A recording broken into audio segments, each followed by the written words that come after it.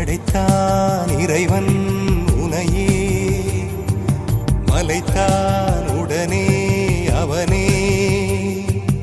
அழகை படைக்கும் திறமை முழுக்க உன்னுடன் சார்ந்தது, என் விழி சேர்ந்தது. விடிய விடிய மடியில் கிடக்கும் பொன்வினை உன்மேனி மீட்டட்டும் என் மேனி. விரைவினில் வந்து கலந்திடு, வீரல் பட மெல்ல கனிந்திடு.